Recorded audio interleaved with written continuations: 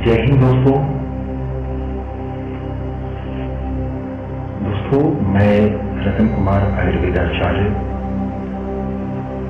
आज हम इस वीडियो के माध्यम से आप सभी को चक्र चिकित्सा और रोगों की उत्पत्ति का मुख्य कारण इस वीडियो में आज इन्हीं विषयों पे हम चर्चा करेंगे और जानेंगे कि हमारे शरीर में विभिन्न प्रकार के रोगों की उत्पत्ति का मुख्य कारण क्या है और उसके लक्षण क्या है। अगर यह हमें पहले ही पता चल जाए तो हम सतर्क हो सकते हैं। तो आइए दोस्तों, हम इस वीडियो को शुरू करें और शुरू करने से पहले आप सभी से मैं आग्रह करता हूं कि आप सभी इस वीडियो को शेयर करें, लाइक करें और सब्सक्राइब करें। कृपया इस चैनल को सब्सक्राइब कर लें, क्योंकि इस चैनल में आपको चक्र चिकित्सा और रोगों के उत्पन्न होने के मुख्य कारणों और चक्रों के बारे में जानकारियां मिलेंगी। चलिए प्रारंभ करते हैं। जय हिंद दोस्तों, सर्वप्रथम हम जाने कि चक्र चिकित्सा क्या है। चक्र चिकित्सा आयुर्वेद से भी पुरानी विलुप्त चिकित्सा पद्धति है। आयुर्वेद जब नहीं थी उससे पहले हमारे ऋषि मुनि चक्रों को व्यवस्थित कर रोगों से मुक्ति प्राप्त करने का साधना और योग के द्वारा अपने चक्रों को व्यवस्थित करते थे। अब ये चक्र क्या है? हमारे शरीर में मूल रूप से 7 चक्र हैं। रीढ़ की हड्डी के सबसे निचले हमारे गुदा द्वार के ऊपर रीढ़ की हड्डी पर जो पहला अस्थि है, उस पॉइंट पे हमारा मूलाधार चक्र होता है। उससे 2 अंगुल ऊपर हमारा स्वाधिष्ठान चक्र अवस्थित होता है। उससे 4 अंगुल ऊपर हमारा मणिपुर चक्र, नाभि चक्र या सूर्य चक्र के नाम से जाना जाने वाला चक्र होता है। उसके जस्ट ऊपर 4 अंगुल हमारा अनाहत चक्र होता है और उससे ऊपर कंठ प्रदेश के पास हमारा विशुद्धि चक्र होता है। और ये जो हमारी दोनों भूमों के बीच में हमारा यहाँ पे जो चक्र है, इस चक्र को आज्ञा चक्र या अजना चक्र भी कहते हैं। जो हम सर के ऊपर यहाँ जो टीकी हमारी होती है, इस टीकी के पास जो चक्र होता है, उस चक्र को सहस्त्रार चक्र कहा जाता है। इस प्रकार हमारे शरीर के अंदर 7 चक्र होते हैं और यही चक्र हमारे शरीर में रोगों की उत्पत्ति का मूल कारक होते हैं।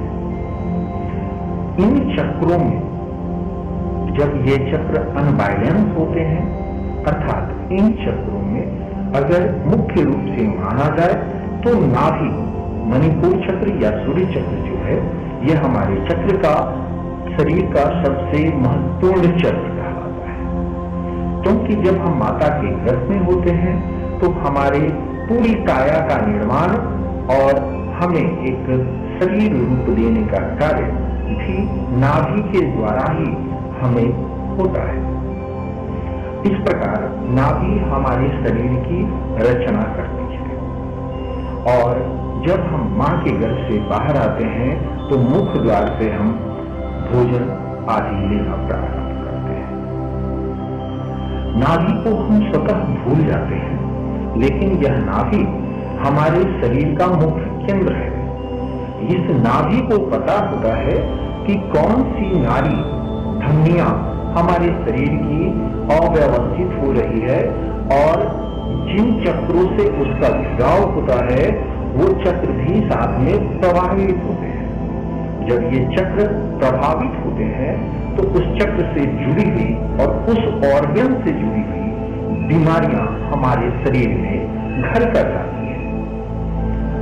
तो दोस्तों, यहाँ हम चक्रों के साथ साथ आज हम मुख्य रूप से इस पार्ट में जानेंगे अपने मणिपुर चक्र के बारे में, अर्थात नाभि चक्र के बारे में। सर्वप्रथम हमारे ऋषि मुनिगण ने हमें एक श्लोक दिया प्रातः कर वंदना का। कराग्रे वस्ते लक्ष्मी, कर मध्य सरस्वती, कर मूले तू गोविंद, प्रभाते कर दर्शन। अर्थात हमारे हस्त में लक्ष्मी मां, सरस्वती मां और गोविंद श्री हरि विष्णु तीनों विराजमान है। और इन्हें जब हम दर्शन करते हैं तो मात्र केवल दर्शन मात्र नहीं है, ये हमें यह दिखाती है, समझाती है कि आपकी नाभि व्यवस्थित है अथवा नहीं। समस्त लोग नाभि को जांचने के सही तरीके को नहीं जानते, तो आज हम सर्वप्रथम आपको नाभि को जांचने का कि आपकी नाभि अपने मूल स्थान में है अथवा नहीं है, इसके बारे में पूर्ण जानकारी सर्वप्रथम देना चाहूंगा। तो दोस्तों, आपके मणिबंध, इसे मणिबंध कहते हैं, आपकी कलाई के पास ये मणिबंध होता है और यहाँ जो आपको, जो मैं पेन से अंकित कर रहा हूं निशान को, वह जो लकीर है वह मणिबंध की लकीर है। इसी प्रकार दोनों हाथों में हमारे मणिबंध की लकीर है।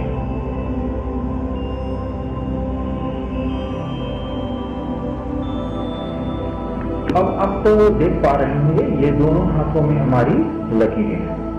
इस प्रकार हम दोनों हाथों की लकीरों को आपस में मिला लेते हैं। बिल्कुल बारीकी के साथ ये मिली हुई होनी चाहिए, आपस में बराबर होनी चाहिए, एक पॉइंट भी इसका इधर उधर नहीं होना चाहिए। तो इस प्रकार से आप इसे आपस में मिला लें, जिस प्रकार से मैंने यहाँ मिला लिया, आपस में ये मिली हुई है। अब इस प्रकार से आप इसे कमल की फूल की भांति इसे आप धीरे धीरे घुमा देते हैं। जब आप घुमाएंगे तो आप देखेंगे कि आपकी जो कनिष्ठ उंगली है, छोटी उंगली है, ये बिल्कुल एक सूता भी ऊपर बराबर होगा। ये जो माप है ये बिल्कुल आपका बराबर होगा।